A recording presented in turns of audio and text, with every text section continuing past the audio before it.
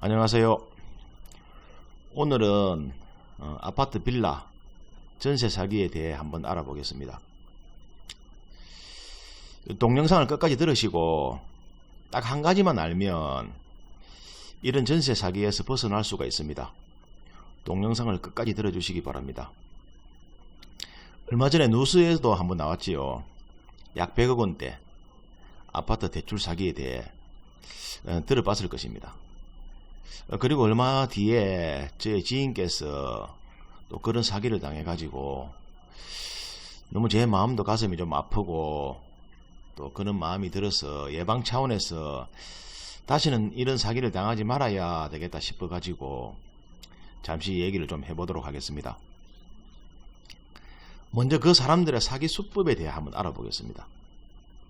그 사람들은 아예 처음부터 사기를 칠 생각으로 감옥에 갈 생각으로 그런 사기를 칩니다. 또 한몫 잡아서 해외로 튈 생각을 가지고 그런 일을 벌이기 시작합니다. 왜냐하면 단기간 안에 끝내야 되기 때문입니다. 요즘 같은 어려운 시기에 아파트나 빌라를 처분하려고 하는 사람들이 많은 것으로 알고 있습니다. 그런 걸 알고 이 사기꾼들은 그런 소유주에게 접근을 합니다.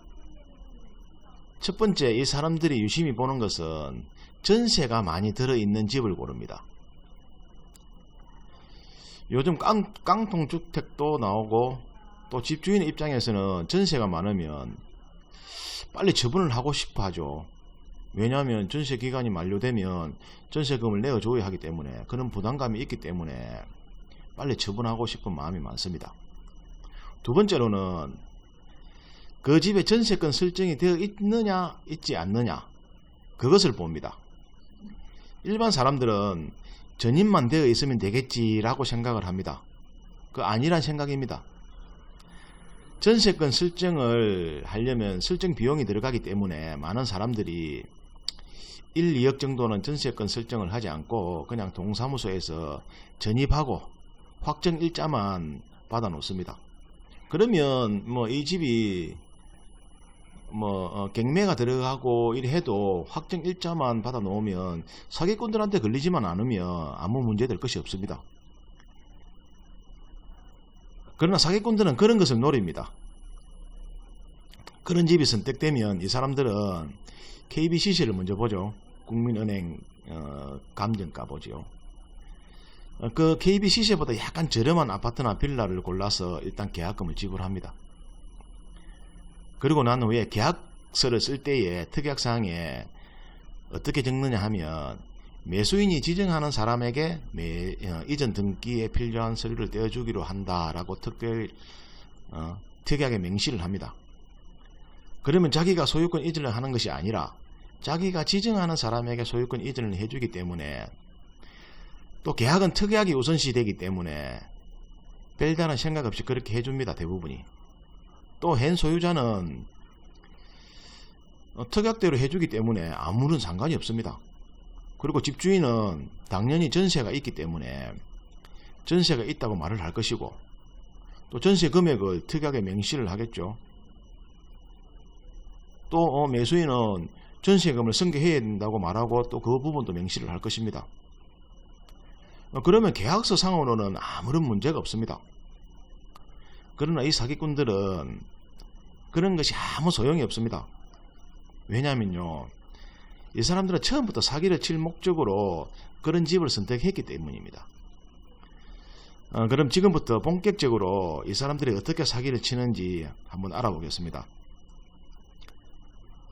일단 이 사람들은 전세금을 빼고 나면 잔금이 얼마 되지 않기 때문에 먼저 잔금을 치고 매수인이 선택한 사람에게 소유권 이전 등기를 할 것입니다.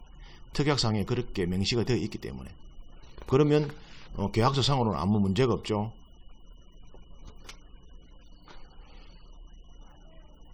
소유권 이전 등기가 완료되면 이 현 소유자는 관할 동사무소에 가서 전입세대 열람을 신청할 것입니다. 전입이 어떻게 되어 있느냐, 혼자냐 아니면 가족이냐 그런 걸 볼 것이죠. 그때에 전입이 되어 있는 사람이 있으면 일단 그 사람에게 부탁을 합니다. 다른 곳으로 잠시 전입을 하고 한 일주일간만 있다가 다시 이 집으로 전입을 해달라고 어떠한 핑계를 대면서 부탁을 할 것입니다. 그러면 많은 사람들은 집 소유주가 집주인이 잠시만 옮겨달라고 하고 또 그 당시에 등기부를 떼보면 아무 문제가 없기 때문에 옮겨주는 경우가 참 많습니다. 그러나 그것은 1차적으로 절대로 그렇게 하면 안 됩니다. 전세가 얼마 걸려있지 않은 월세가 많은 주택일 경우에 이 집이 경매가 들어가고 사고건이 생겨도 월세를 주지 않으면 어느 정도는 만까지 할 수 있기 때문에 아무런 문제가 되지 않을 것입니다. 소유권이 되어 있는 사람이 사기를 치는 사람들하고 한 통속이기 때문에 정말 상상도 할 수 없는 방법으로 현재 전입이 되어 있는 사람들을 다른 곳으로 옮기는 방법이 있는 것입니다. 전세가 많이 걸려 있는 분들은 이런 부분을 참 조심하셔야 됩니다. 이것도 이번에 뉴스를 봤는지 모르겠지만 또 검찰 조사 결과로 드러난 사실입니다. 그러면 어떻게 이 사람들을 갖다가 전입을 옮기느냐? 현 소유주는 자기가 소유한 집이기 때문에 이 사람이 먼저 전입을 합니다. 자기 집이기 때문에 자기가 전입을 할 수가 있죠. 그렇게 되면 어떻게 되느냐? 앞집에 전입을 한 전세권자들이나 세입자들은 모두가 함께 동거인이 되는 것입니다.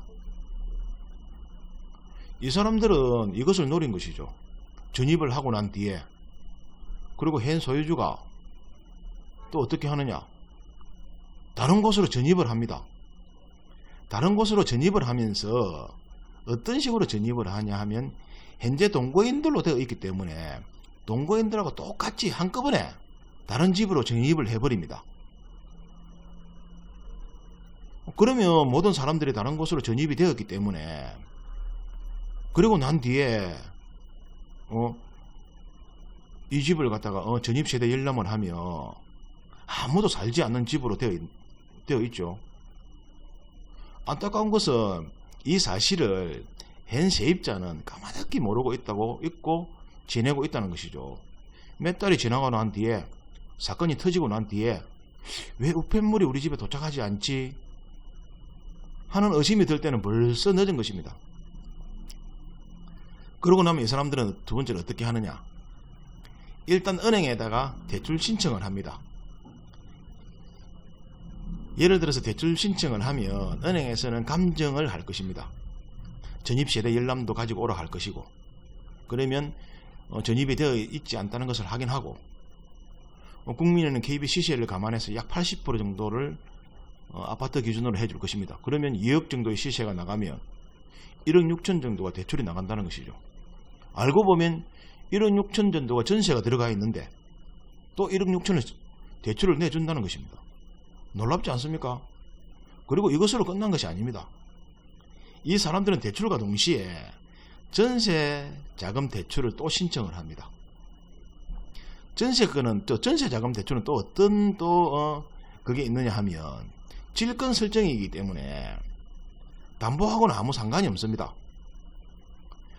그 집에 전입세대 열람을 해서 전입이 되어 있지 않으면 전세 자금 대출도 해준다는 것입니다. 그것을 악용한 것이죠. 그러면 이 사람들은 은행 대출 1억 6천 받고 전세 자금 1억 6천 받고 둘 다 받는다는 것이죠. 그리고 또 뭡니까 또 전세 현재 들어있는 세입자 한 1억 6천 정도. 그러면 시세대로라면 전세금 안고 집을 산 것이니까 4천만 원 정도 집을 매입하고 대출 3억 2천 발생시키고 또 전세금까지 합하면 약 한 4억 8천 정도가 되겠네요. 정말 놀랍지 않습니까? 이 사람들의 수법이. 전세 대출 사기로 한 방에 전세금 빼고 은행만 이용해서 4천만 원 계약금하고 잔금하고 지불했다 치면 2억 8천 정도를 한 집에서 해먹었다는 거죠.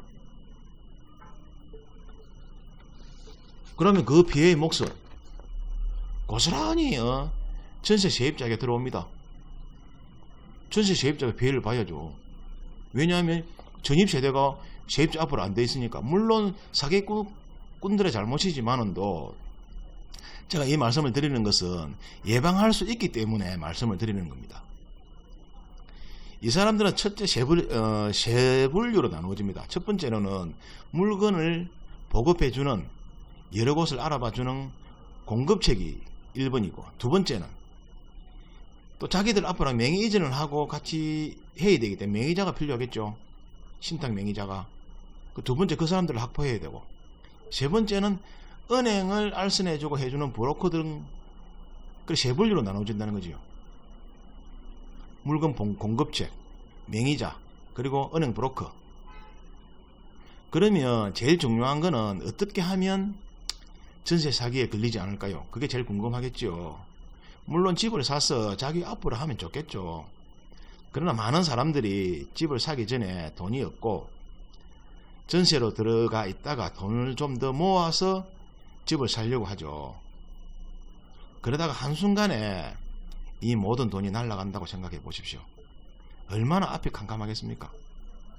제가 곰곰이 생각해 봐도 눈앞이 캄캄합니다. 그렇게 해서 이 사기꾼들이 해먹은 금액만 해도 100억이 넘는다는데 얼마만큼 많은 사람들이 당했겠습니까? 그러면 이런 사기꾼들에게 전세 사기를 당하지 않으려면 어떻게 해야 하냐고 묻겠죠. 물론 방법이 있습니다. 안 당하면 제일 좋겠지만은도 사람의 일이란 알 수가 없잖아요. 그렇다면 우리가 암에 걸리지 않게 암보험을 들듯이 대비를 해야겠죠. 한 가지 방법밖에 없습니다. 변호사나 법무사를 통해 가지고 그 한 가지 방법이, 아니면 자기가 직접 하든 주인 동의하에 전세권 설정을 하십시오. 전세권 설정을 하면 아무런 문제가 없습니다. 주인에게 전세권 설정을 해달라고 하면 아마 안 해줄 확률이 높습니다. 왜냐하면 전세권 설정 비용이 들어가기 때문에 안 해준다고 하면 두말하지 마시고 세입자가 돈을 부담할 거니까 전세권 설정을 해달라고 하십시오. 자기 돈을 부담해서라도 전세권 설정을 해달라고 했는데 안 해주려고 하면 눈 감고 아무리 집 좋아도 그 집 포기하십시오. 그게 제일 안전합니다. 그 길밖에 다른 길이 없습니다. 전세권 설정을 하지 않으면 이런 현상이 생깁니다. 왜냐하면 그 집에 전입이 되어 있으면 그 집이 경매에 들어가도 경매가 진행되기 전에는 전세 세입자가 있다면 그 전세 세입자가 1순위가 됩니다. 그러나 그 집에 전입 세대 열람을 했을 때에 전입 세대가 없을 때에는 1순위는 은행, 2순위는 전세자금 대출의 질권자가 2순위가 되기 때문에 세입자는 한 푼도 건질 수가 없습니다. 은행은 1순위로 해서 경매를 진행해도 손해볼 게 없겠지만은 또 2순위는 또 얼마 담으면 1, 2천만 원 찾는다고 생각합시다. 세입자는 말 그대로 깡통입니다. 돈이 조금 들더라도 아깝다고 생각하지 마시고 전세권 설정을 꼭 하십시오. 그 길밖에 전세자금 대출 사기에서 벗어날 수 있는 유일한 방법입니다. 소중한 재산 꼭 지키시길 바랍니다. 제 말이 조금이라도 도움이 되었다면 구독, 좋아요 버튼 꼭 눌러주시고 환절기에 건강 조심하시고 건강 유의하시기 바랍니다. 끝까지 들어주셔서 정말 고맙고 구독, 좋아요 버튼 꼭 눌러주시고 구독을 눌러 놓으시면 저희 린린부동산TV에서 방송하는 부동산 정보를 실시간으로 가장 빠르게 받아보실 수가 있습니다. 끝까지 들어주셔서 정말 감사합니다. 안녕히 계세요.